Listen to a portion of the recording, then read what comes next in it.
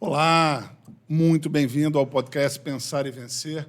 Hoje eu tenho a honra, muito mais que a honra, o privilégio de receber aqui a querida Vanessa Rich, uma profissional e tanto. Muito obrigado pela presença, Vanessa. Para mim é uma honra. Eu que agradeço pelo convite e estar aqui para a gente falar de negócios e de comunicação. Para mim é um prazer.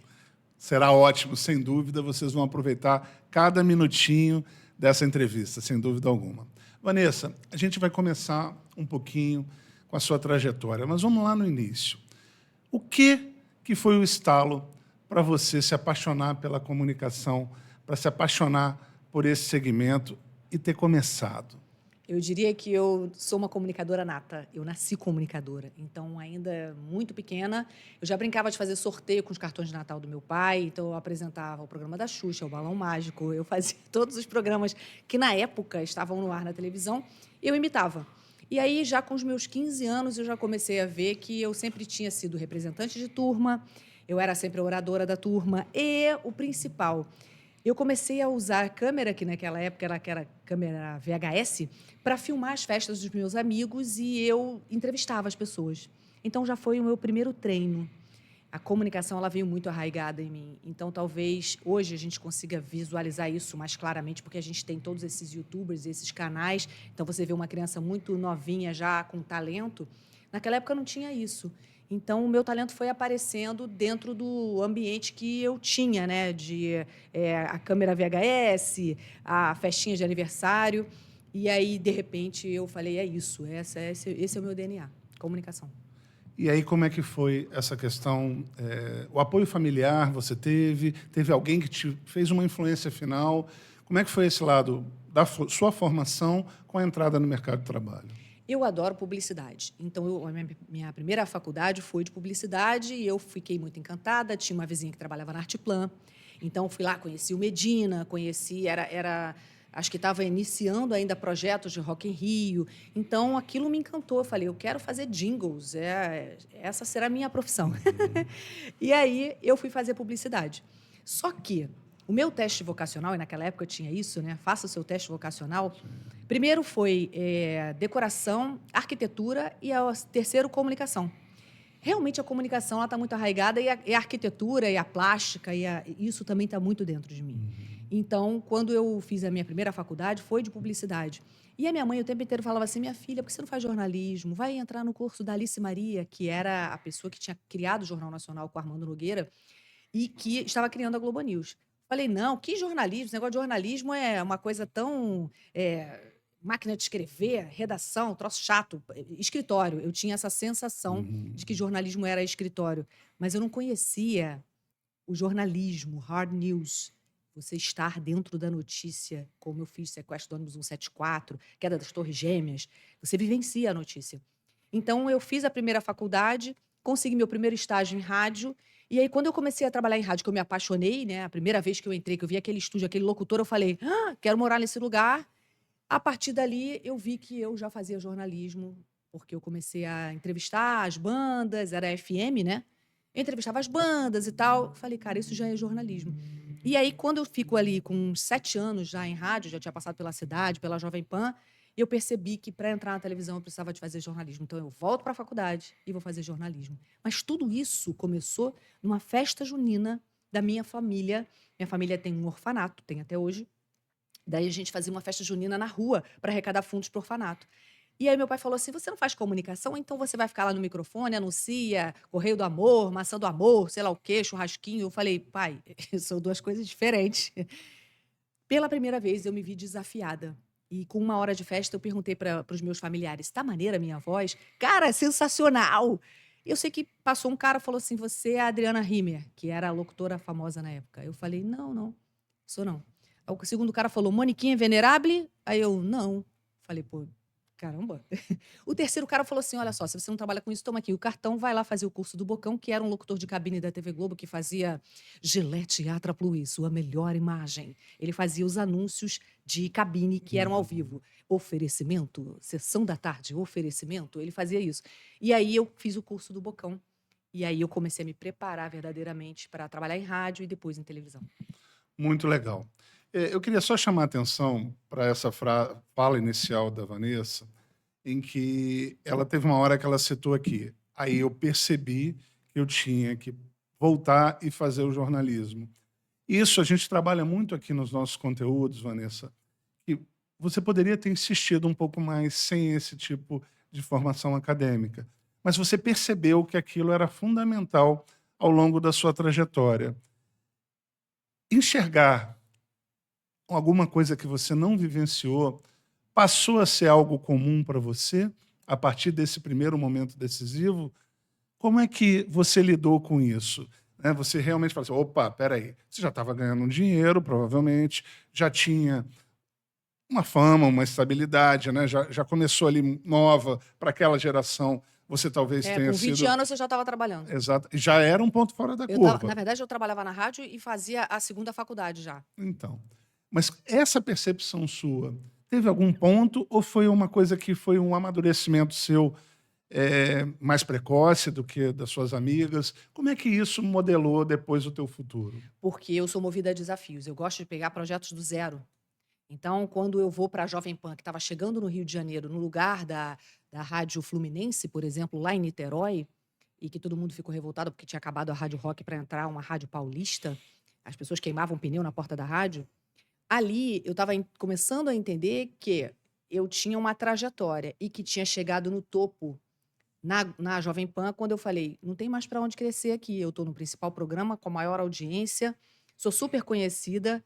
Eu que já estava treinando e escolhendo os locutores da rádio naquela época, olha, bem nova. Quantos anos ali? E isso ali era 1994. Eu sou de 72. Então, assim, bem precoce. E aí, quando eu percebi que eu tinha batido no teto e que eu não tinha mais para onde crescer no ambiente do rádio, que meu próximo passo seria a televisão só aceitava quem fosse formado em jornalismo. Então, eu tive que voltar para a faculdade. Porque senão eu poderia trabalhar como radialista, Sim. mas eu não ia conseguir crescer na carreira. Eu não poderia trabalhar como jornalista. Aqui, muitas vezes, a nossa audiência de público mais jovem, eles hoje estão dando pouca importância para o que a gente chama de canudo, né? Que é o diploma. E aí, muitas vezes a gente comenta, não é simplesmente o canudo ou o diploma, é o tempo que você precisa para colocá-lo embaixo do braço. Normalmente 4 anos, no mínimo. Tem algumas 5, outras profissões 6 anos. Então, muito importante que você elimine esse requisito o mais rápido possível e faça isso de maneira adequada. Tá? Então, fica aqui mais uma dica para você que muitas vezes não valoriza aquele determinado ponto, aquele determinado conhecimento e você precisa daquele tipo de diploma para você fazer uma trajetória, olhar para o futuro de uma maneira diferenciada, abrir novas portas. Isso faz muita diferença para todos que estão envolvidos, tá?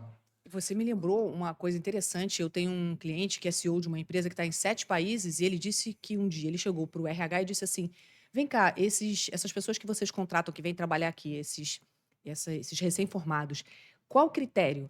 Ah, tem que ter estudado na PUC ou uma universidade federal. Peraí, olha só como é que ele já estava fazendo uma separação ali, Segregando mesmo. já estava fazendo uma peneira, então ele não estava dando oportunidade, muitas das vezes, para aquela pessoa que veio de uma universidade talvez menos famosa ou menos Perfeito. requisitada. Tem que falar 3 idiomas, tinha uma série de critérios. E aí ele resolve abrir um programa na empresa dele para jovens como ele, porque ele tinha começado numa carreira, ele era muito humilde e ele começou do zero e construiu um império. Hoje, ele olha, ele consegue fazer esse give back para a sociedade e receber na empresa dele meninos iguais a ele. Ele pede patrocínio para outras empresas e ele treina esses meninos que ainda recebem para poder ir lá, porque senão não tem nem o dinheiro Perfeito. para chegar no emprego. Então, Eduardo, olha como é que é importante você ter essa noção do quanto você tem que abrir o horizonte, porque quanto mais diversa for a sua equipe, mais rica ela vai ser. E essa geração hoje, às vezes, não alcança, acha assim, já sou youtuber, já estou ganhando uma grana. Jogador de futebol é um bom exemplo. Eu ganho milhões, moro na Europa. Sim, mas uma hora vai te fazer falta o estudo. Ou você vai precisar do estudo para você pensar onde eu vou aplicar meu dinheiro, que eu posso aprender para depois trabalhar como treinador ou como, sei lá, preparador ou conselho do futebol ali, toda a parte o entorno do futebol precisa disso, né? A parte técnica. Então, olha como é importante o estudo, até para você não ser enganado. Sem dúvida. Eu costumo dizer que quem domina a máquina é o que você trabalha. Eu sou jornalista, então eu sei exatamente o que precisa para um podcast ir ao ar. Estou dando um exemplo do podcast porque a gente está aqui no podcast. Então, se alguém virar e disser assim, não dá para projetar essa imagem, uma coisa bem simples, não dá para projetar essa imagem, não dá para mixar o seu áudio com o meu, não dá para cortar daquela câmera. Posso te ensinar? Por quê? Porque eu sei fazer. Então, aquela velha máxima que minha mãe falava lá, minha filha, para você mandar alguém limpar o chão, você tem que saber limpar. É isso. Quando você domina a máquina onde você trabalha, ninguém te passa para trás.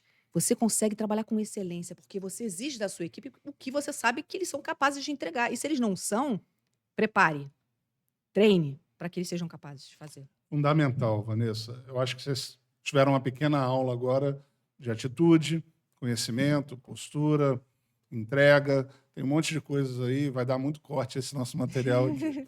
Vanessa, vamos voltar lá para a sua transição. Você sai da rádio e vai para a TV. E você disse aqui que era outro mundo. Era outro mundo de tamanho, era outro mundo de impacto. Como é que você... quais foram os seus medos? Como é que você encarou isso? Como é que você bateu no peito e falou assim, não, eu dou conta, eu vou fazer aquilo que eu não conheço? Voltando um pouquinho daquela questão do desconhecido, né? A gente bate muito aqui também. É claro que você não conhece. Você buscou ajuda, foi um mix de coisas, você buscou esse conhecimento material mesmo. Como é que você mixou isso tudo para você encarar e aí dar esse salto para a TV? E qual foi o primeiro grande impacto que você teve ao chegar no mundo da TV? Eu deixo o rádio para ir para a televisão já no Grupo Globo. Foi o primeiro. Eu tive um período curtinho ali na TV Brasil, mas o principal ali foi essa mudança que eu fiz do rádio para a televisão. Durante um ano eu trabalhei ainda em rádio, metade do meu dia era na rádio e a outra metade na televisão. Então, entrar na Globo News foi uma grande escola de jornalismo para mim.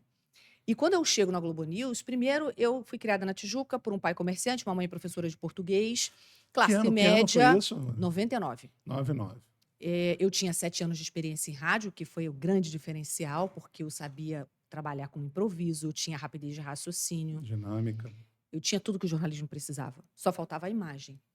E aí, realmente, o rádio é uma escola. E quando eu entro na Globo News, primeiro tinha aquela coisa de que você mora na Zona Norte, era assim, porque era todo mundo Zona Sul, Jardim Botânico, a galera do Leblon, Ipanema, tinha essa coisa um pouco separatista. E, ao mesmo tempo, que aquelas pessoas falavam 3, 4, 5 idiomas. Falei, opa, e conheciam o mundo todo. Por quê? Porque na Globo News você fala de guerras, de conflitos, de política, de economia do mundo todo.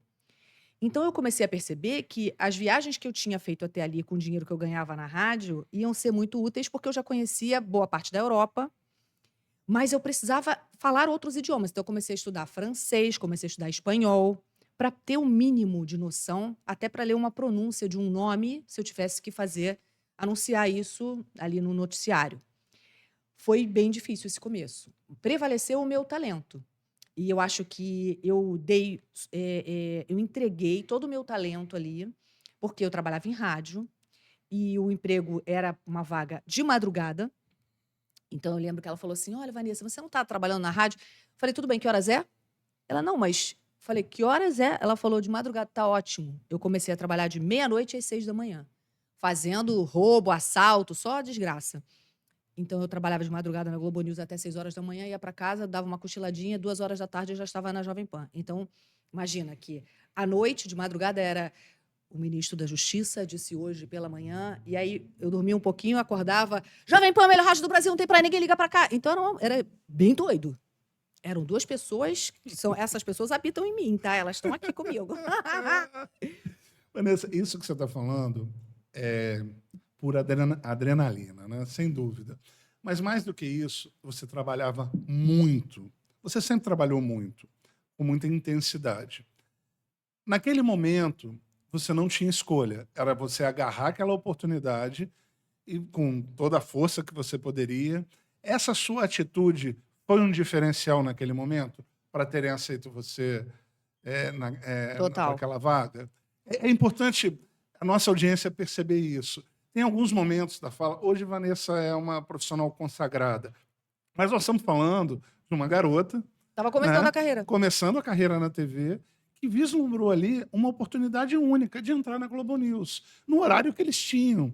Então, assim, não teve nenhum tipo de frescura da tua parte, Não não teve teve nenhum indicação tipo, nenhuma, sabe? não conhecia ninguém. Eu não E foi. conhecia absolutamente ninguém. O que eu fiz? Eu me matriculei no curso da Alice Maria, que estava montando a Globo News, que era a pessoa que criou o Jornal Nacional.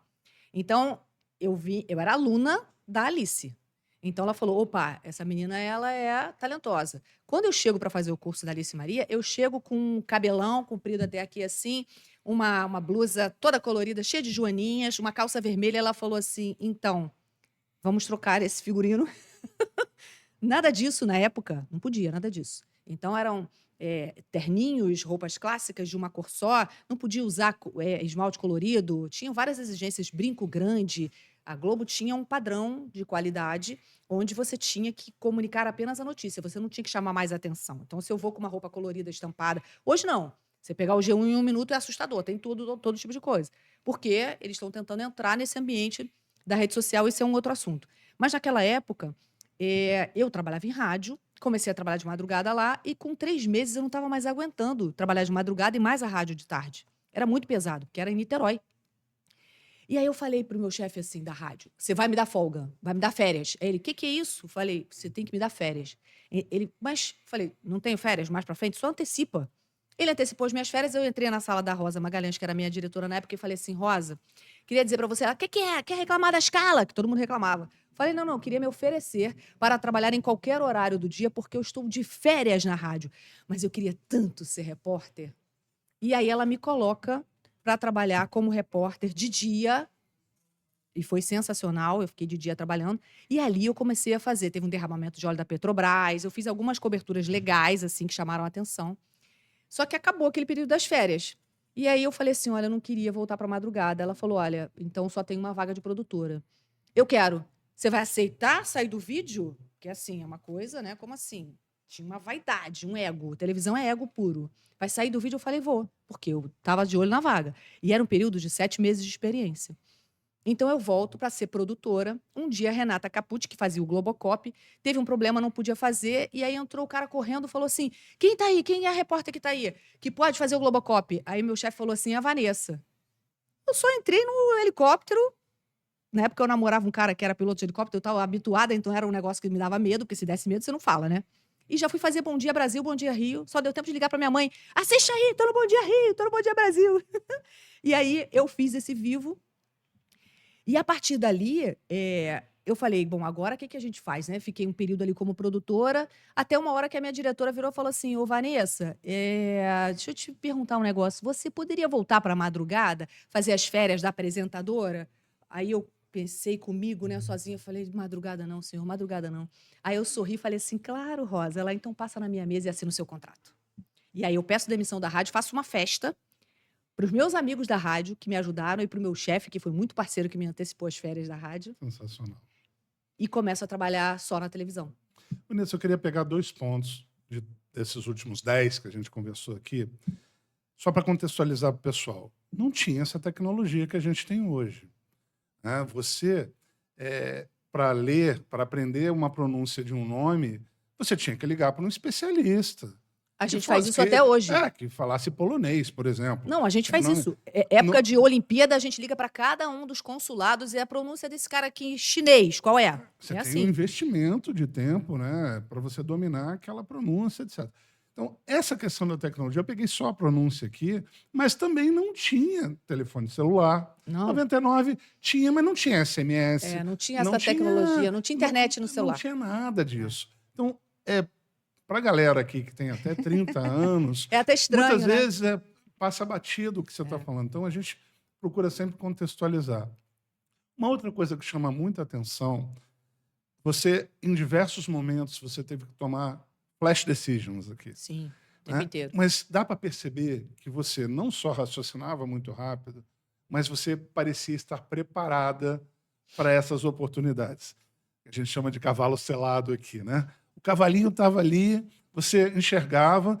Quando ele passava, Você já tinha uma análise prévia que era bom para você, que aquilo tinha um potencial para transformar ainda mais, ser mais um salto na tua carreira. Você pode falar um pouquinho mais como é que você aguçou esse sentido em você? Porque isso está muito claro na nossa entrevista.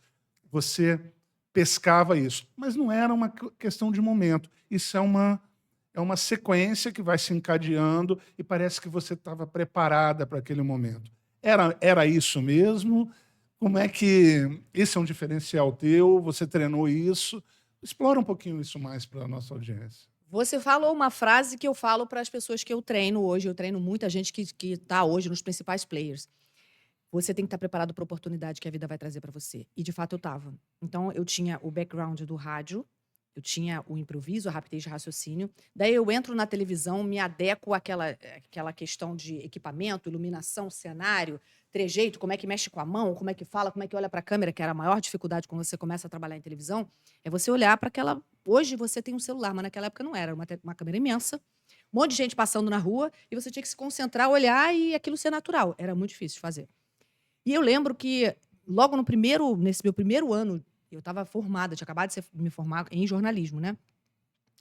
Apareceu o sequestro do ônibus 174 e foi a minha grande cobertura, primeira grande cobertura com 1 ano de formada. Foi ali que eu passei a existir para a TV Globo. E tem uma menina Aquilo ali, que é 2000? 2000, tem uma menina ali chamada Vanessa Rich, recém-formada da Globo News, que fez uma cobertura que ela ancorou 3 horas e meia sozinha. Sozinha. Eu falava sozinha, 3 horas e meia. Então ali foi aquilo ali, a frase da Alice Maria quando terminou a cobertura foi: parabéns, você aproveitou a oportunidade que a vida te deu. E de fato, eu estava preparada para aquela oportunidade, porque eu tinha o improviso do rádio, a rapidez de raciocínio.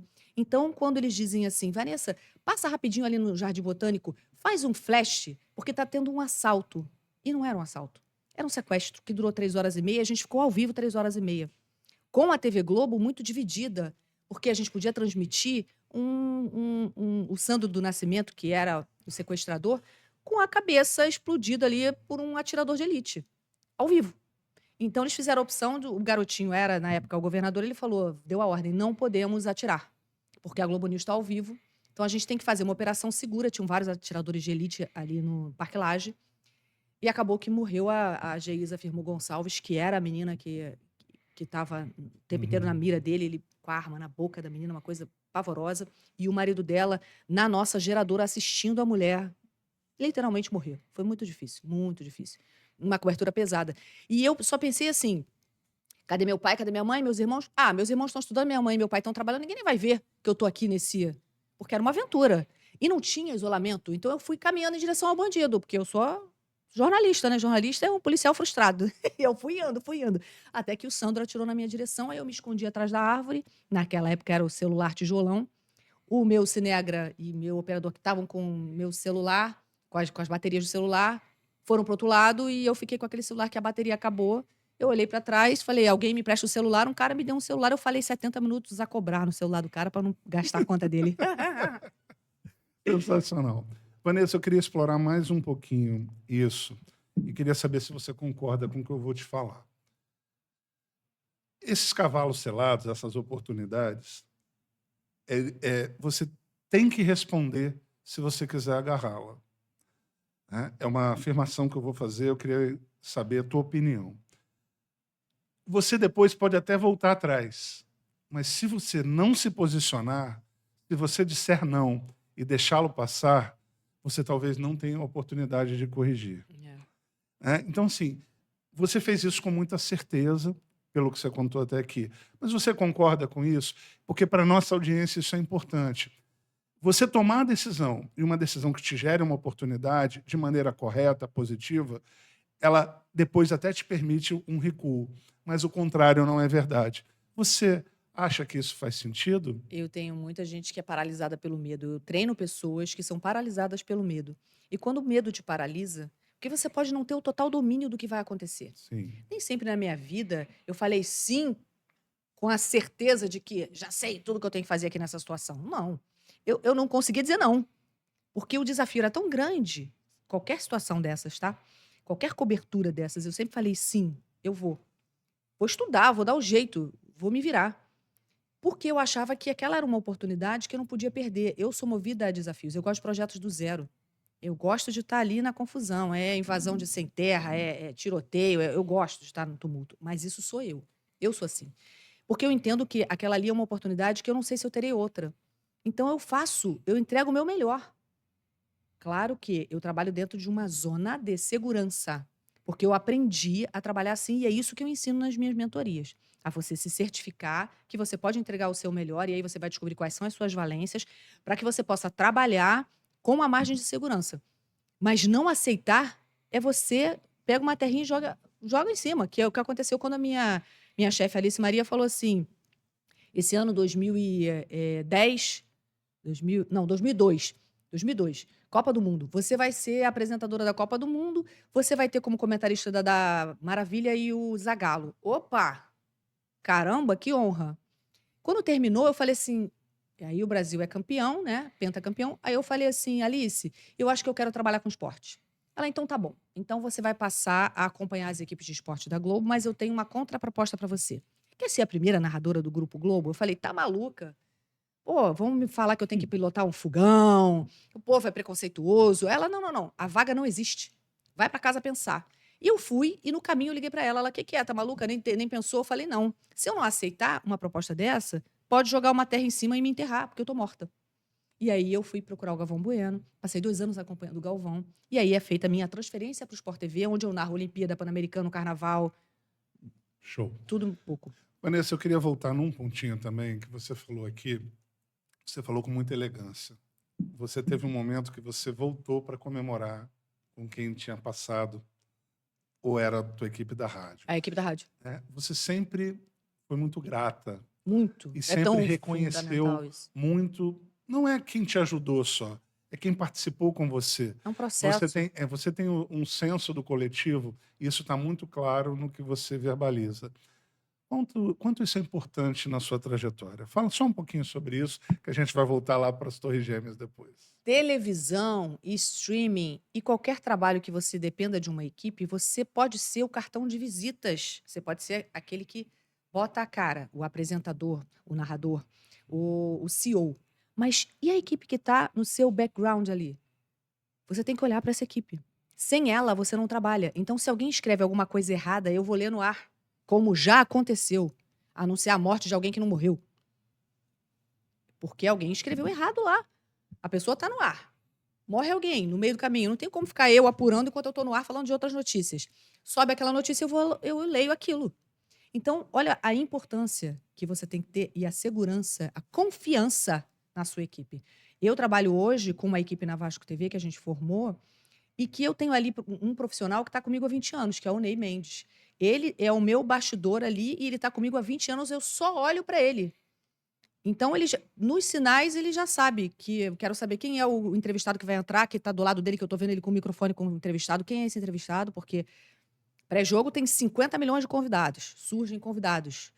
Essa dinâmica, né? Do roqueiro lá que veio pro Rock in Rio, que vai ao jogo, até aquele torcedor que tem uma grande causa que a gente vai trazer à tona. Então, assim, eu acho que quando você olha para a sua equipe, é importante que você entenda que todos eles fazem parte do trabalho. E eu tenho muito orgulho de ajudar e, de alguma forma, treinar essa equipe. Porque sem essa equipe, se eu tiver um cara que tem um iluminador, que não está prestando atenção no que está aqui atrás, se tem uma sombra, se tem alguma coisa aqui atrás que está ruim, se eu não confiar nesse cara do áudio, que enquanto eu estou em off aqui falando um negócio aqui secreto para você, ele vai lá e abre o áudio, não posso trabalhar com essa equipe. Perfeito. Vanessa, vamos nessa questão da internacionalização da tua carreira. E por isso que eu falei um pouquinho das Torres. Antes da gente ir lá para o futebol, a gente queria dar uma passadinha como é que foi sua primeira oportunidade internacional de grande porte. Fala um pouquinho sobre isso e qual foi também o impacto. O futebol te deu isso, obviamente, o Brasil é uma referência global. Mas antes disso, você teve coberturas marcantes ali para você. Esse desafio para você, você já falou um pouquinho da questão da língua, mas como é que isso mexeu com a tua cabeça? Foi mais um salto? Eu acho que eu comecei a fazer as coberturas no Rio de Janeiro, depois Brasil, e aí você começa a ter a oportunidade de fazer, por exemplo, eu fiz Eurocopa na Polônia, E aí ninguém fala inglês, aí você tem que ter um tradutor que é polonês, que fala português. Enfim, a gente esbarra em algumas situações assim, mas a Globo News me deu a possibilidade de fazer essas coberturas internacionais que são gigantescas e que ficam na história. Elas estão ali anotadas na história. Então, dentro da Globo News, eu fiz todo tipo de cobertura, de eleições a grandes quedas de avião, como da Chapecoense, por exemplo, queda do avião da TAM, queda das Torres Gêmeas. Então, assim, eu acho que quando você está bem treinado para o improviso, porque é improviso, a gente costuma dizer que, gente, entendam bem, tá? Os jornalistas vão me entender, que a gente mata e ressuscita muita gente durante uma cobertura. Porque você não tem um número preciso. Quantos morreram? Uma hora divulga uma coisa, daqui a pouco já mudou o número. Acharam mais alguém. Aí tem alguém foi encontrado vivo. Aí aquele outro que estava vivo morreu. Ou seja, esses números vão. E você tem que ter muito sangue frio. Muito. Eu já cheguei em lugares que você falava assim: o que aconteceu aqui? Aí o cara fala assim: tá vendo aquele montinho de cinza? Era o Antônio, aquele ali era o José. Aí você fala: Senhor. Então o jornalismo ele te embrutece. E ao mesmo tempo ele te humaniza. Porque você começa a tomar para você aquelas dores daquelas pessoas. Você passa a ser o porta-voz, então você respeita. E aí que entra, acho que a premissa do jornalismo, que é você apurar a informação, que é o que a gente não vê hoje. A gente não vê mais isso hoje. Então, assim, a Globo News me levou a conhecer a minha cidade, o meu país e o mundo. Então, eu viajei, muitas coberturas do Sport TV, principalmente. Viajei pelo mundo, Globo News, para poder fazer essas coberturas e isso te dá uma experiência, uma segurança, porque você tem que se virar. Você vê, Eurocopa, eu fiquei 37 dias fazendo Eurocopa na Polônia. Era Polônia e Ucrânia. E aí descobriram um cara que era apaixonado por futebol brasileiro, que falava português e que narrava os jogos em português. Eu falei, Bartek, o nome dele. Eu falei, Bartek, você vai me salvar. Porque ninguém fala inglês lá. Então, imagina você entrevistar. E era assim, praça de guerra, tá? A ponte que levava até o Estádio Nacional. Lotada de policiais, que era aquele corredor polonês de policiais, porque era assim, Polônia contra a Rússia. Então tinham confrontos História, né? históricos, e que parecia que você estava numa praça de guerra, só que não era futebol. Olha que loucura. Então eu acho que a Globo News me preparou para esse tipo de cobertura. E o telespectador da Globo News é muito exigente. Então ele te liga na redação e fala assim: olha, essa província em Bagdá, sei lá, a pronúncia não é essa, não, é tal. Aí você fala, meu Deus, como essa pessoa sabe isso? Então, e os atletas também, né? Quem é essa Svetlana Kuznetsova? Sei lá. Você tem que saber. Porque se você falar errado, eu, por exemplo, me incomodo profundamente se eu escuto uma pronúncia errada. Não, não tá errado isso aí. Não presto mais atenção no que a pessoa tá falando. Ela não se preparou, né? Ou deveria ter, né? Lógico, Eduardo, que é Tem muito essa difícil, e a gente vê isso no futebol, porque você vai narrar uma Copa do Mundo, pô, você tem que saber o nome de todos aqueles jogadores de todas as nacionalidades. É muito doido. E aí a gente cria umas convenções. Primeiro a TV Globo, graças a Deus, faz isso. Ela faz uma pesquisa dentro dos... ou com alguém que domina o idioma, ou dentro das confederações, né, daquele esporte. Porque às vezes o cara gosta de ser Nauber ou Nauber. Estamos falando de um brasileiro. Ele tem uma maneira que a mãe dele gosta de chamar. Então ele teve uma hora que ele avisou a gente: olha, gente, eu gosto de ser chamado de Nauber, não Nauber. Então a gente não sabia qual era. E a gente está falando de um nome que está aqui, pertinho. Imagina o cara lá da China, o cara da Etiópia, sei lá de onde, que você tem que falar aquela pronúncia. Então eu acho que, em respeito ao telespectador, porque você entra na casa dele, entra no celular dele, né, no streaming lá da casa dele, você tem que ter a informação. E hoje o que a gente mais vê são esses sites de fofoca, esses perfis, e a gente vê pessoas morrendo, se matando, porque se sentem desrespeitadas, violadas. E quem é o responsável? A gente ainda não tem, hoje, uma política de segurança nesse sentido, sabe? Que preserve o ser humano. Sim. Muito triste isso. A gente trabalhou aqui num vídeo curto a questão da importância das fontes. Aí a gente estava falando de uma tecnologia da indústria 4.0 e aí a gente acabou falando de ChatGPT, né, que é um produto específico. Mas como a gente sente falta, eu sinto falta dele não fazer uma compilação de fontes na hora que ele te dá a resposta. Minha base de pesquisa foi essa. Ele pode até não colocar ali para você, mas ele deveria ter um botãozinho que ele colocasse isso para o usuário, principalmente se o usuário for pago. Uhum. Tá? Mas isso é uma É uma outra outra conversa, é discussão. uma outra Mas é discussão. importante a gente falar, porque eu acho que essa geração hoje, Tem ela que não certificar. entende a profundidade disso. Não entende. Entende pouco. Você replicar uma notícia que é mentira e que você não apurou, você está impactando a vida de alguém. Pensa, todas as vezes que eu entrei no ar, e aí, por exemplo, queda do avião da Chapecoense, que morreram vários amigos nossos, jornalistas e jogadores que a gente conhecia, cada nome que você fala ali, você tem que ter certeza que aquela pessoa morreu, porque a família está assistindo. Está anunciando a morte de alguém. É muito sério. Muito sério. E isso explode. Eu costumo dizer, muitas vezes a gente não tem certeza da negativa, mas aí você pode positivar a análise, que eu chamo do seguinte: você chega hoje numa True News, mas ela é True News para quem? Sabe? Você tem a fake news. Mas vamos lá. Quem colocou isso? Tem um viés ideológico? Não tem? Tem algum tipo de intenção contra aquela empresa, a favor daquela empresa, contra aquela pessoa, a favor daquela pessoa? Então, não é em favor, né? Não é você simplesmente ter a notícia, é você saber qual é a intenção que está por trás daquela notícia. Efetivamente, qual o impacto que aquela notícia causa. Porque você tem uma responsabilidade, assim, até ao analisá-la. Aí tomar muito cuidado com adjetivos pejorativos, toma muito cuidado se você não conhece a pessoa. É um cuidado que eu procurei desenvolver. De vez em quando a gente escorrega, vai fazer uma análise de uma pessoa. Outro dia tem aí um treinador famoso, que aí eu ouvi uma pessoa do futebol super famosa, e assim, eu tenho uma opinião formada sobre aquele profissional A. E aí eu cheguei a ouvir uma história super humanizada desse treinador. Eu falei assim, caramba, quantas pessoas eu conto no dedo que teriam dado apoio a um outro profissional sem nenhum tipo de obrigação? Então, esse lado que eu simplesmente ignorava, era uma ignorância da minha parte, de desconhecimento, fez total diferença na hora de eu proferir meu comentário sobre aquele treinador. Mas a gente Então, tem cara, muito difícil. um tribunal virtual, que é o tribunal na internet, Sim, e isso é uma coisa que eu ensino muito na mentoria, não fique nesse lugar do julgamento. saia.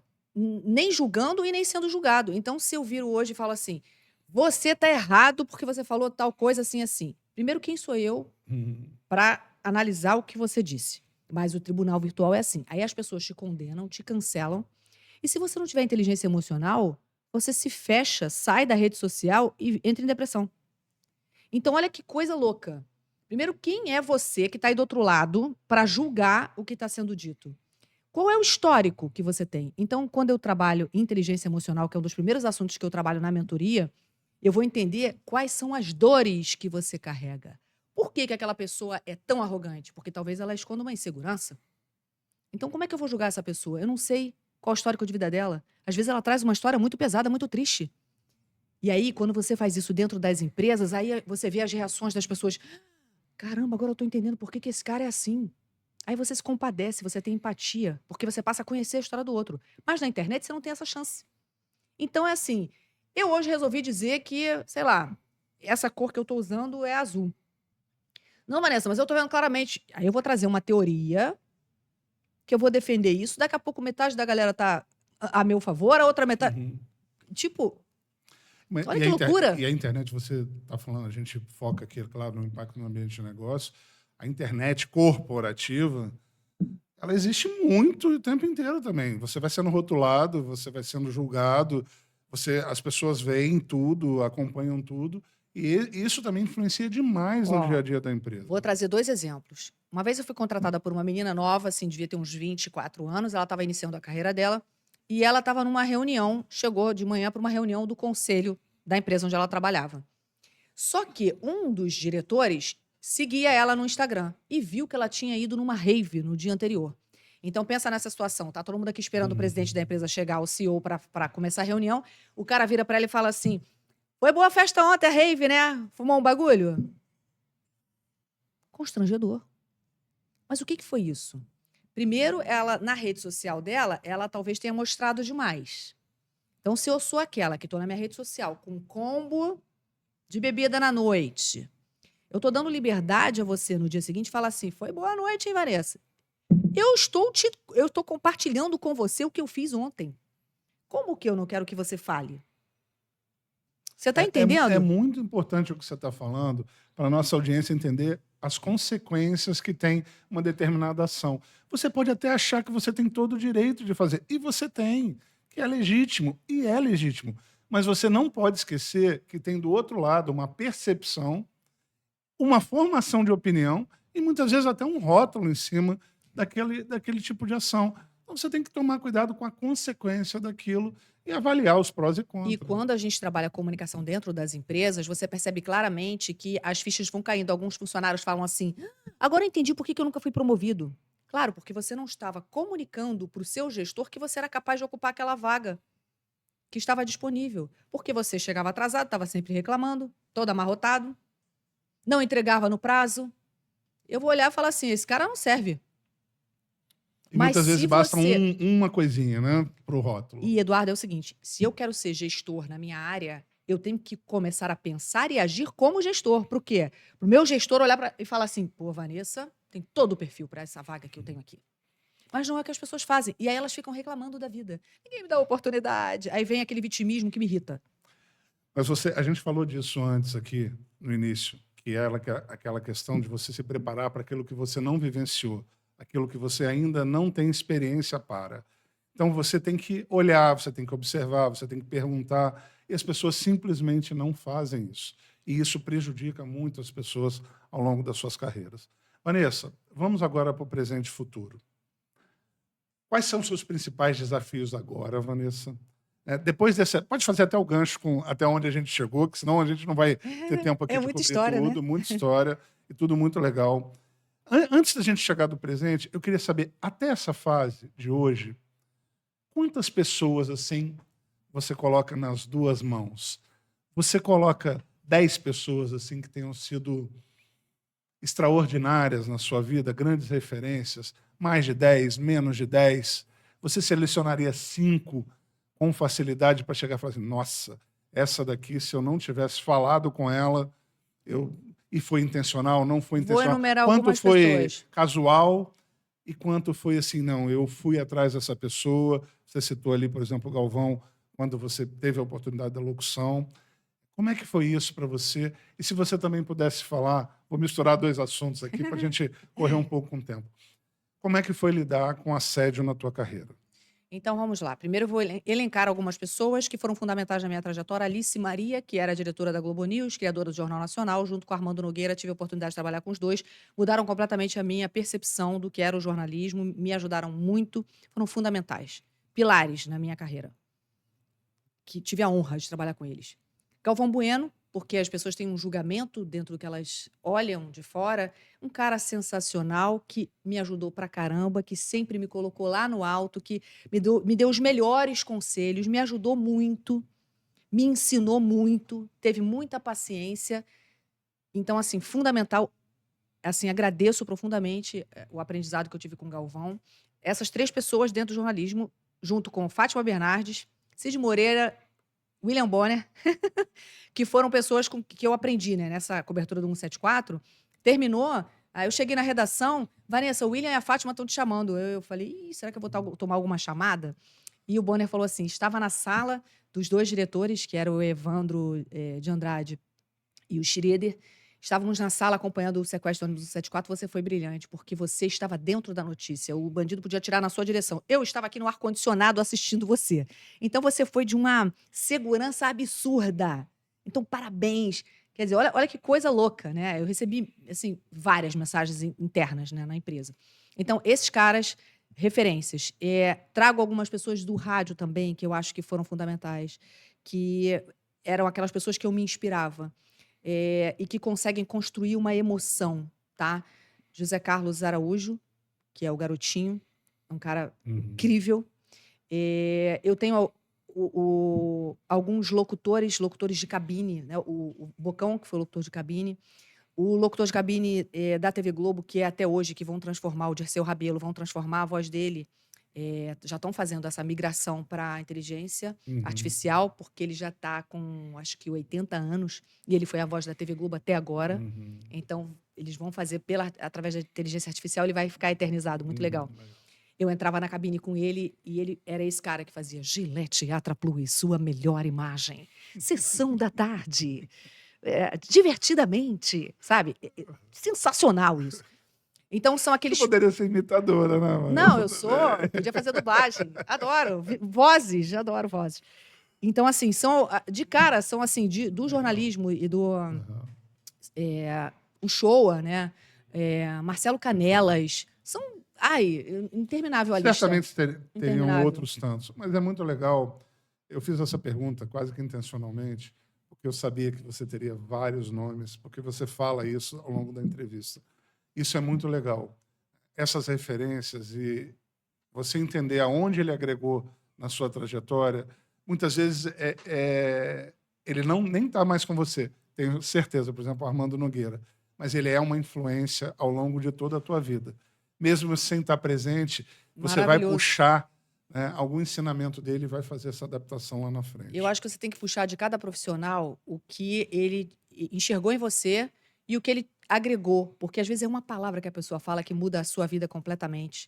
Eu lembro que a Alice Maria, quando falou assim, vem ser narradora, eu falei, mas ela, para ser narradora, Vanessa, tem que ter as credenciais. Durante muito tempo na minha vida, as pessoas falaram assim, você vai treinar fulana? Por exemplo, eu treinei Fernanda Gentil, Renata Silveira, Natália Lara, são as narradoras da TV Globo, Pedrinho, Felipe Maestro, Ramon Mota, Thiago Neves, eu treinei muita gente. E eu lembro que algumas pessoas falavam assim, você vai treinar fulana, ela vai pegar o seu lugar. Não, querida, quando ela chegar no meu lugar, eu já estou em outro lugar. Você vê como as pessoas pensam pequeno. Compartilhar conhecimento é você deixar uma semente em cada uma dessas pessoas que hoje está no ar. Eu tenho mais de 30, 40 que estão no ar nos principais players que eu que treinei. CEOs de grandes empresas, políticos que eu treino para o debate. Então, assim, isso é fantástico. Você diria que quando você passou a compartilhar conhecimento em alto nível, foram os momentos que você mais evoluiu? Eu acho que você entender qual é a dificuldade do outro e que não é uma dificuldade que você tem, é um aprendizado. Você começa a competir, a considerar a diferença. Porque eu nunca tive medo de chegar e apresentar um Rock in Rio, apresentar um show para 5.000, 10.000, 200.000 pessoas, como eu já fiz na praia de Copacabana. Aí você tem alguém que chega e fala assim, eu tenho dificuldade de agradecer a presença das pessoas na minha casa num jantar. Aí você fala, como assim? É a sua casa, são seus convidados, seus amigos. Como assim? Então é algo que eu não conheço. E é interessante você tentar entender, entrar na cabeça dessa pessoa. Teve uma outra situação que eu vivenciei muito interessante. Eu treinei uma equipe inteira de um buffet que só atendia um público AA. E um dos meninos era muito educado e ele foi promovido. Ele trabalhava na cozinha, foi promovido para o coordenador da festa. Então ele ficava ali ligado. Olha, serve um pouco mais de vinho ali para o Eduardo. Olha, aquela mesa ali precisa de não sei o quê. Mas ele não se sentia pertencente àquele lugar. Então ele voltava lá para a cozinha e se escondia lá. Porque ele não conseguia virar para o garçom e falar, seu fulano, olha, vai ali na mesa do Eduardo, serve um vinho. Ele achava que ele não seria bem recebido, que ele não poderia dar uma ordem naquela pessoa. Uhum. Falei, não, se você falar com educação, fala, poxa, seu Zezinho, serve ali, só o senhor para servir aquela mesa, o seu Eduardo é uma pessoa muito importante, o senhor tem toda a técnica para... É a maneira como você fala. Então eu costumo dizer uma frase que eu vou falar para você que está assistindo a gente agora, sente, ocupe o lugar com plenitude, o lugar que você conquistou. Se você conquistou esse lugar, ou se você tem vontade de, ocupe essa cadeira. Porque essa cadeira que você está hoje, ou a que você almeja, demanda uma série de mudanças de comportamento que você tem que ter. Não dá para você sentar na beirinha, porque senão alguém vai lá e pega a sua cadeira. Vanessa, vamos voltar naquela pergunta. Você falou sobre assédio. Isso, como é que você lidou? Porque eu acho que esse é um tema É um assunto... que está muito confuso. Verdade. Né? Muitas vezes você aponta um dedo, rotula, e fica difícil, você também não sabe o que é true news, o que é fake news. A maioria das vezes true news, né, da pessoa que foi assediada, principalmente se for uma mulher. E você é uma mulher que ocupou posições de liderança por onde você passou, foi conquistando seus espaços. Então, essa pergunta para você te deixa livre para você responder. O que foi mais difícil? Quais foram os momentos mais difíceis? Não precisa citar nomes, óbvio. Como é que você lidou? Como é que você tratou isso com firmeza? E como é que você lida com isso hoje? Como é que você acha que esse assunto está hoje? O assédio dentro do ambiente de jornalismo, e eu acho que em qualquer empresa, ele é muito presente ainda, porque a gente vive numa sociedade extremamente machista. Sim. Então, o machismo é tão arraigado que as pessoas não percebem que elas são machistas. Só que hoje você tem o compliance dentro das empresas. Então, eu já vi repórter ser demitido por exemplo, no grupo Disney, que tem um compliance muito efetivo, porque ele fez uma brincadeira que é muito comum aqui no Rio de Janeiro, tá, gente? É muito comum no Rio de Janeiro o homem falar assim: nossa, fulana, você tá tão gostosa hoje. É um elogio. Mas é também uma forma de assédio. Peraí, eu não gosto. Eu recebo milhares de mensagens no direct. Eu não gosto de ser chamada de gostosa. Tem intimidade para me chamar assim? Eu acho que passou do limite. Então não é uma brincadeira maneira. E aí, nesse caso especificamente, o compliance mandou embora o repórter. Então, eu passei a vida inteira trabalhando só com homens. Eu criei uma maneira de lidar com esses homens para que eu pudesse desenvolver bem o meu trabalho, porque eu sou uma pessoa muito simpática e isso confunde. Você chega muito assim: oi, Eduardo, tudo bem? Vai ser um prazer te entrevistar, cara, que alegria, poxa, que honra. Você é um jogador tão caro, tá aqui comigo hoje. Eu tenho que fazer isso, mas da seguinte forma: oi, Eduardo, caramba, que honra, hein, cara? Meu irmão, você é demais. Quando eu falo meu irmão, você é demais, foi a maneira que eu, Vanessa, encontrei. Falar: olha só, querido, você pode ser a maior estrela, jogar, sei lá, na Tipo, pode tudo, Europa, né? Pode quase tudo. tá na seleção brasileira, jogar na Europa, mas aqui você é meu entrevistado, você vai me respeitar. Porque, entenda, Eduardo, a gente tem uma sociedade onde eu tenho vergonha quando eu saio do estádio e vejo aquela fila de mulheres de shortinho esperando os jogadores saírem. É deprimente. Sim. As mulheres, elas alimentam o machismo. Então, você, mulher que alimenta o machismo, não reclama depois, tá bom? Não reclama. Vamos lá, vamos voltar. Foi maravilhoso esse recado, vai dar pano para manga. Não, e Mas os é isso homens, eu mesmo, acho tem que os os dois homens têm lados. que, eles têm que entender que existe um limite. Lógico que a gente tem mulheres que abusam disso e tiram proveito de fato, e a gente viu vários casos, vários escândalos Sim. muito conhecidos, mas eu acho que a mulher também ela colabora para isso. Então, se a mulher não se posicionar, quando eu me posiciono, aí eu estou falando uma coisa simples, gente, que eu ensino na mentoria: se posicione. Se eu chego para um guarda na segurança do shopping e falo assim: irmão, cadê a loja tal? Estou procurando aqui. O cara vai falar para você assim: bom dia, como vai? Tudo bem? Ele se posicionou, ele está dizendo: olha só, a senhora está sendo mal educada, me dê bom dia. Eu vou lhe dar a informação. Isso é se posicionar. Então, quando você se posiciona, eu levei cantadas a vida inteira na minha vida. Teve uma festa da CBF de final de ano, dessas de Brasileirão, que chegou um zagueiro, ele era baiano, o campeonato tinha acabado, ele olhou para mim e falou assim: nossa, você é muito mais bonita aqui pessoalmente do que na televisão. Eu trabalhava no Sport TV. Você conhece a Bahia? Eu falei: sim, não. Aí ele falou assim: então, eu vou te colocar num hotel 5 estrelas, eu acabei de entrar de férias, a gente pode viajar semana que vem. Como assim, né? Porque ele parte do princípio que ele não precisa gastar o inglês dele, até porque ele não tem. Entende? Mas com certeza, alguém cai nesse papinho. Então, eu recebo milhares de mensagens aqui no meu direct. Algumas pessoas eu converso todos os dias e é muito interessante porque eu falo assim: alguém já caiu nesse seu papo? Porque, Você ainda se dá esse trabalho. porque Né? é inacreditável. Sim. Mas alguém deve cair. Consegue entender isso? Alguém deve. Não é cair, gente. Quando eu falo cair, é porque eu falo assim: meu Deus, não é possível. Mas é porque a gente tem pessoas que, de fato, devem virar para o jogador e falar: claro, qual é o hotel? Quero ficar no hotel em frente à praia.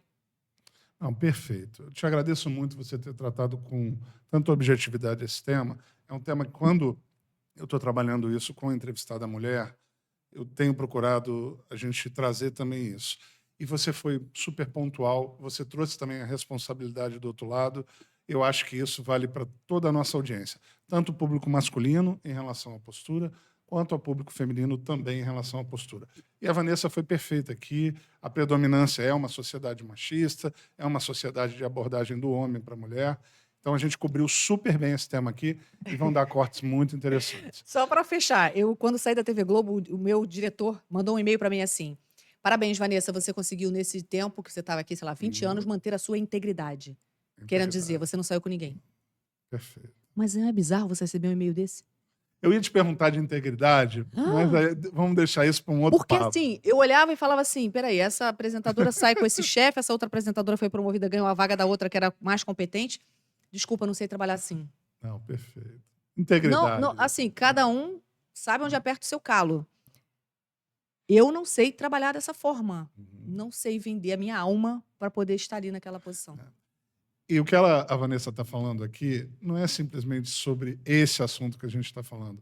Muitas vezes é um desvio de caráter, é algum tipo de ação, é uma mentira que você não teve a oportunidade de esclarecer, que prejudicou uma pessoa e você não esclareceu. não é só sobre o lado entre homem e mulher na relação, não. A gente está falando de uma maneira muito mais profunda. Então, aproveitem esse papo aqui, porque é muito mais profundo. E vá lá no conceito da palavra, na integridade, que eu acho que vale a pena a gente refletir sempre sobre isso. Vanessa, vamos para o final da entrevista. E eu queria que você falasse um pouco sobre essa questão do presente. Como é que você se vê daqui a 10 anos? Como é que você se vê daqui a 15 anos? O seu pensamento é curto, médio e longo prazo? Você vai fazendo esses ajustes? Como é que você se prepara para aquilo que você ainda não vivenciou? Você tem uma visão de longo... Você tem uma espinha dorsal muito clara na sua trajetória e isso encanta quem te escuta, quem te conhece. Foi talvez o principal motivo de te trazer aqui, é olhar para a tua carreira e, apesar de estar te conhecendo muito mais agora, mas saber que você é tudo isso que você está falando. E você tem uma espinha dorsal muito clara. Mas como é que você olha para frente? Você divide em prazos, você sabe aquilo que você não pode soltar, você olha para um mercado que você acha que é uma tendência. Como é que é isso para você? Como é que é o futuro no médio e longo prazo para você? Quando eu fiz a migração da televisão para o streaming, eu senti bastante porque é uma diferença muito grande. Você traz toda a sua experiência de televisão, com excelência, com melhor equipamento, com melhor cenário, com várias preocupações, com a plástica super bonita. E entra no streaming, onde você está ali ao vivo todos os dias. Então, quando eu faço a inserção na Vasco TV, que hoje foi eleita esse ano a melhor TV de clube da América do Sul, e isso me honra muito, porque a gente tem uma equipe muito competente lá, ninguém trabalha sozinho e a torcida é Quando gigante. é que nasceu? Beijo pra minha torcida. 2021, a gente que criou Legal. o cenário, a TV com cenário, mas ela já existia porque ela fazia transmissões Sim. de jogos. Mas passou a ter um cenário quando a TV Globo passa a abrir mão dos direitos da transmissão do Campeonato Carioca. E ela entrega para os clubes. Então a gente criou o Paper Vasco. E cada TV de clube criou Uhum. o seu estúdio, a sua TV, e a gente exportou conhecimento, recebendo todas as TVs de clube aqui do Rio de Janeiro, estiveram lá. Flamengo, Fluminense, Botafogo, todos estiveram lá no estúdio da Vasco TV, e para nós é uma honra poder compartilhar conhecimento, porque a gente criou uma equipe realmente muito forte, que faz muita diferença lá. Então, quando eu faço a minha inserção no streaming, eu começo a entender como funciona esse outro ambiente que eu não domino. E, caramba, né, na televisão você trabalhou durante muito tempo, ninguém te respondia na hora assim: "Tá uma droga isso aí, não quero ver esse jogo, tira esse fulano daí, não sei quem não joga bem", não tinha isso, ninguém você não tinha isso. Feedback da Na no audiência. streaming, você tem um monte de comentários: "Fora fulano, tira esse treinador", tem umas coisas assim, né, meio loucas. Então assim, eu aprendi muito com o streaming, tô aprendendo, sigo aprendendo. Mas eu sinto, assim, que a minha missão, de fato, é continuar transformando essas vidas, treinando e preparando pessoas, porque através da comunicação você negocia melhor, você se vende melhor, você atinge o seu objetivo com mais facilidade e segurança. Então você é a imagem que você vende. Que imagem você está vendendo? Preste atenção nisso. Então preparar essas pessoas é um desafio. Então eu quero continuar assim, treinando essas pessoas. Hoje, meu tempo é dividido entre treinar pessoas, apresentar palestras e eventos, fazer a Vasco TV, que eu faço em dias de jogos do Vasco, então é uma honra, e gravar conteúdo. Eu gosto de criar. Então, gravar conteúdo para várias marcas, isso é um desafio para mim maravilhoso. Como é que então você acha que tem algum desses setores que vai crescer mais? O treinamento dentro de empresas e para CEOs e para pessoas que querem desenvolver a sua comunicação, porque a comunicação é um ativo poderoso e se você pode contar com ela, você vai crescer mais rápido.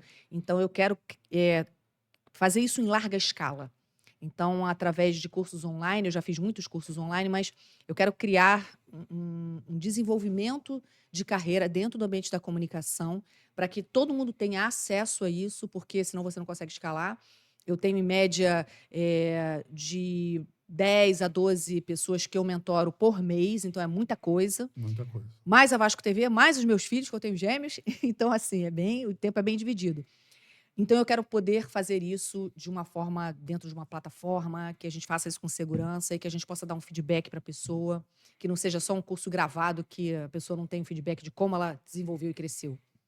Não, legal. Só fazendo um cortezinho rápido, outro dia eu vi um vídeo teu e você está entrando no ar e você está orientando tua filha, né? Teus filhos, Meus né? filhos. Teus Aham. filhos. E foi muito legal ver, porque, assim, Você desligou, conectou, reconectou rapidinho. Esse teu papel de mãe sempre foi também extremamente presente e você lidou muito bem com isso. Você os conscientizou também? Qual a idade que eles estão agora? Eles têm 11 anos, Já estão, né? e foi, assim, bem difícil, porque quando eu tive os meus meninos, eu fiquei fora do ar 9 meses. Sim. Então eu apresentava o Tá na Área, eu tinha saído do Sport TV News, estava no Tá na Área, e aí eu fico 9 meses fora do ar, porque eu tinha uma barriga de gêmeos, então, assim, nos 2 últimos meses de gestação, Paulo César Vasconcelos, que era meu diretor na época, ele falou: "Vanessa, vai para casa, eu vou te dar uma licença, você fica em casa para esperar os seus filhos nascerem", porque não tinha condição de gravar off, de fazer mais nada, já estava, nem respirava. E aí eu fiquei ali 2 meses antes deles nascerem, eles nasceram 6 meses de licença, mais 1 mês de férias, enfim.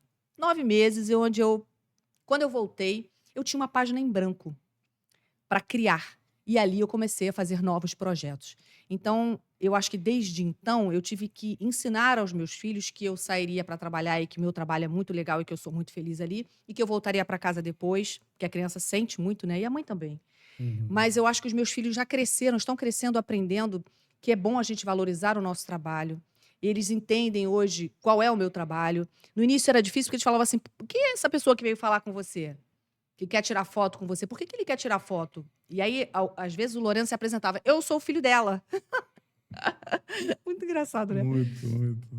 E aí eles entenderam que eu trabalho, porque aí o YouTube ajuda a explicar isso, né? Sabe esse cara que você assiste no YouTube? Então, também tô no YouTube. Então, se você tem vontade de conhecer esse influenciador, a mamãe é uma dessas que as pessoas também querem conhecer, que tem E uma. não tem como separar, né, Vanessa? Porque assim, você está em casa, mas muitas vezes você está trabalhando É. também. Esse dia a dia é Mas uma loucura. para conseguir conciliar a minha rotina, além do Google Agenda que me ajuda pra caramba, Uhum. a tecnologia nos ajuda bastante, eu consigo desligar uma chave e ligar outra. Então, Uhum. Eduardo, se eu olhar a minha agenda com muita antecedência, eu sofro. Então, o que que eu faço? Na véspera, eu falo assim: vou amanhecer gravando podcast com o Eduardo, então tem que ser uma roupa assim assado, vou falar sobre esse assunto. Pá, saiu dali, trocou de roupa, aí tem outro evento, aí vai para um evento, uma reunião, sei lá o que que for. Aí eu tenho uma outra gravação, hoje eu tenho uma gravação no Vasco à tarde. É outro assunto, é outra roupa, é outro. Então eu consigo mudar isso no intervalo. Vai na escola, leva não sei o quê, pega a criança, leva não sei aonde, faz o trabalho de casa, estuda para a prova. Então eu consigo, na minha mente, ligar e desligar chavinhas que me fazem ter a concentração necessária para estar com excelência naquele período de tempo. Deixa eu fazer uma pergunta, Vanessa, surgiu agora. Você falou da página em branco que surgiu durante a sua gestação. Você não teve outros momentos de página em branco na sua trajetória. Não. Você aproveitou isso. Deve ter sido muito difícil para você, porque você ficou incomodada, dá para ver, É né? porque eu não tinha um programa. Você não tinha a tua É assim, rotina. ó, É, crie. Eu acho perfeito. maravilhoso porque eu sou criativa, mas dá uma Sim. insegurança. Como é que você aproveitou esse gap? Você Eu nunca tinha feito Eu isso. estava realizando o maior sonho da minha vida, que era ser mãe. E eu fui Sim. mãe com 40 anos de gêmeos. Engravidei naturalmente de gêmeos com 40 anos. Então eu estava realizando o sonho da minha vida. Dentro da minha profissão, eu já não tinha mais o que provar, assim: "Olha, eu sou capaz, sei fazer". Não, eu já tinha feito um monte de coisa legal. Mas eu sou movida a desafios. Então quando eu volto e que a Globo me propõe voltar para o Sport TV News, eu falei: "Não tenho como, porque eu tenho 2 bebês recém-nascidos em casa, não dá para eu chegar 2 da manhã, 3 da manhã em casa, porque eles choram de madrugada, Uhum. eu não vou ser nem uma boa mãe, nem uma boa jornalista". Então eu fiz uma opção difícil, que foi ficar sem nenhum programa. E aí eu começo a criar campanhas para a TV Globo, que é o marketing dentro do jornalismo, onde a gente ia ter uma Olimpíada, uma Copa do Mundo. Foi aquele período, eles nasceram em 2013. Então vinha Olimpíada, Pan-Americano, Copa do Mundo, aquele período ali que a gente teve tudo acontecendo aqui no Brasil. Então eu pensei: cara, a gente tinha vindo do 7-1 e eu falei: como é que o brasileiro vai receber uma Copa do Mundo aqui, né? Uma Olimpíada aqui? Que droga que vai ser isso, né? Aí eu falei assim, fui na CBF, falei assim: olha, vem aí a Olimpíada, o brasileiro tá revoltado por conta do 7-1. Aí falei com o presidente da CBF na época, eu falei assim, Marco Paulo Del Nero, eu falei: Marco, eu pensei da gente fazer uma campanha resgatando essa brasilidade, o orgulho que a geração de 70, aí estavam ainda vivos, Pelé, Capita, aí também gravei com Furacão, com Rivelino, gravei com os 4, eles mandavam um recado para a geração do Neymar. Porque a geração deles ficava ali ouvindo no radinho ser convocado. Tinha um orgulho de usar a camisa da seleção. A seleção do Neymar, o cara quer jogar na Europa. Tá tão ligado assim na seleção, não tem tanto esse amor que a gente criou, né?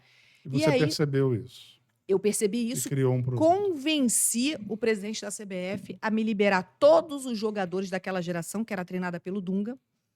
E aí o Marco Paulo falou assim, vai lá conversar com o Dunga. Aí eu falei assim, então, Dunga, Vanessa, você já sabe que para arrancar uma emoção dos jogadores vai ser difícil, né? Porque eles estão muito treinados. Eu falei, deixa comigo. O que eu fiz?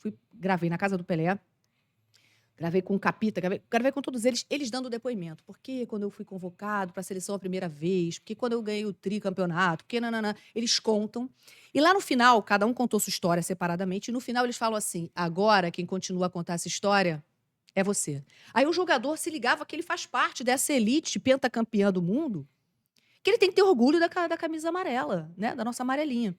E aí os jogadores choravam. Aí o Neymar, eu vou ganhar essa... Aí o Pelé falava pro Neymar assim, ganha essa medalha, que a gente não tem, essa medalha olímpica, ganha essa medalha. Eu não tenho essa medalha. Aí o Neymar, eu vou dar meu sangue, não sei o quê.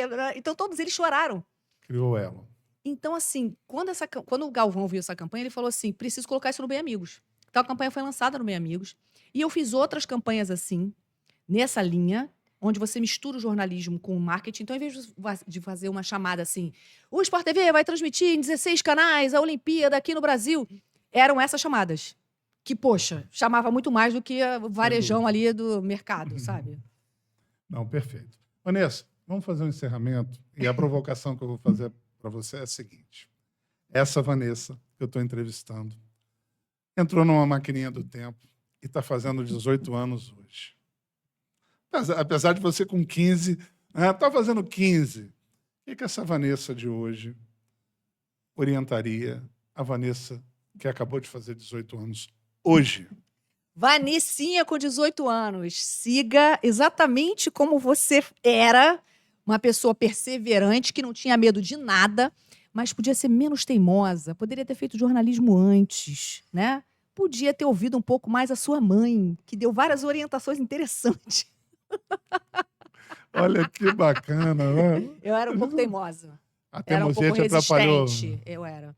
Mas eu era muito corajosa. Sim, então, compensou. eu encontrei um cinegrafista que tinha um teste de 97, que eu fiz para alguma coisa, e quando eu olhei, eu vi uma voz mais infantilizada, mas uma segurança. Então, eu não tinha medo, nunca tive medo de, vambora, fazer. O que é para fazer? Sabia nem o que era.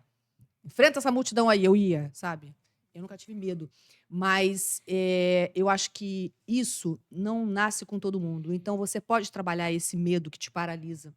Vem para minha mentoria. Segue lá, vanessarich.comunica, ou então Vanessa Rich, manda um direct. É isso mesmo, é isso mesmo.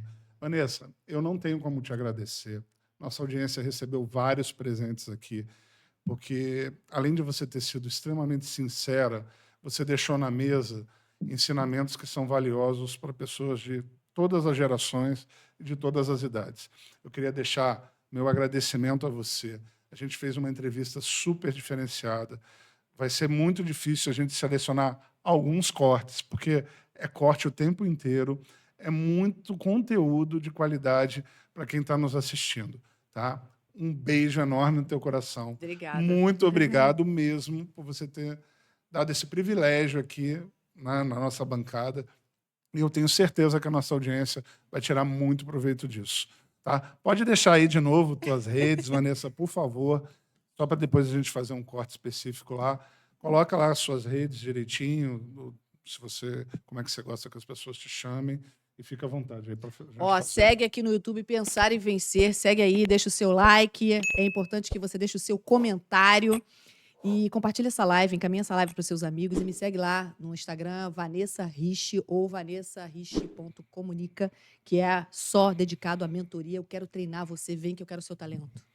Muito obrigado. Obrigada. Valeu.